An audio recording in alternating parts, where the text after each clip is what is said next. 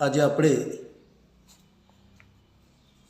ચારે બાજુ બેચેની, રોગો અને ઉદ્વિગ્નતા કેમ ફેલાયેલી છે, તેનું મુખ્ય કારણ શું છે, એના જવાબદાર કોણ છે, એના વિશે આપણે જાણીશું. તો કોલાહલ, પ્રદૂષણ, ગંદકી, બીમારી વગેરે વિપત્તિઓથી ઘેરાયેલો મનુષ્ય દિવસે દિવસે જીવન શક્તિ ખોતો જાય છે.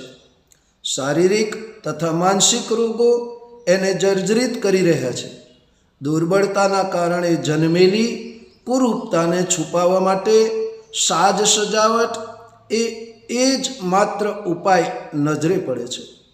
શરીર અને મનની વિકૃતિઓને છુપાવવા માટે કરવામાં આવતો શૃંગાર મનુષ્યને વિલાસી, આળસુ, અપવ્યયી અને અહંકારી બનાવીને એક નવા જ પ્રકારનું સંકટ ઊભું કરી રહ્યો છે. ચમકતા આવરણો ઉઘાડીને જોવામાં આવે તો ખાતરી થશે કે આ છેલ્લી થોડીક સદીઓમાં માણસે જે મેળવ્યું છે તેના કરતાં ઘણું વધારે ખોયું છે. સગવડો તો બેશક વધે જાય છે, પરંતુ એના બદલામાં જીવન શક્તિથી માંડીને શાલીનતા સુધીની અનેક બાબતોનો નાશ થયો છે. સ્મશાનની નીરવતામાં રહીને ડરતી ડરાવતી જિંદગી જીવતા ભૂત પ્રેતોના જેવું જીવન આજનો મનુષ્ય જીવી રહ્યો છે. આજે દરેક મનુષ્ય સમૃદ્ધિ ભેગી કરવા પાછળ પાગલ બન્યો છે, પરંતુ એ માટે યોગ્યતા, પ્રામાણિકતા અને પુરુષાર્થની જરૂર પડે છે. લોકો તો મફતમાં ઘેર બેઠા બેઠા ગમે તે રીતે સમૃદ્ધિ પ્રાપ્ત કરવા ઈચ્છે છે. આ માટે અનીતિ તથા અનાચાર સિવાય બીજો કોઈ માર્ગ બાકી રહેતો નથી.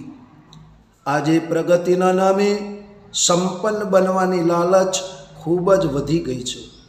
આના લીધે લોકોની તૃષ્ણા પણ અત્યંત તીવ્ર બની છે. લોકો ઉડાવ અને વ્યસની બનતા જાય છે.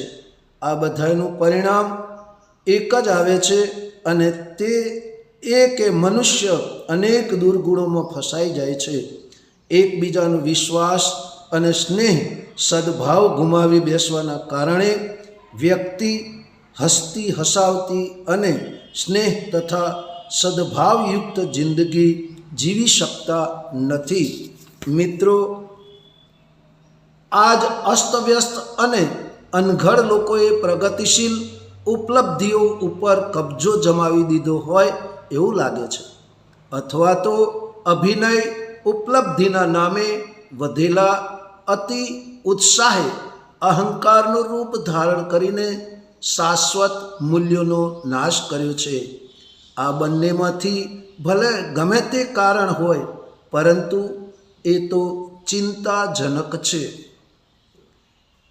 આખા વિશ્વના પ્રતિભાશાળી લોકોએ જણાવ્યું કે અડધા લોકો યુદ્ધને લગતા ઉદ્યોગો સાથે એકબીજા રીતે સંકળાયેલા છે. મૂડી અને મકાનો પણ આ જ પ્રયોજન માટે રોકાયેલા છે.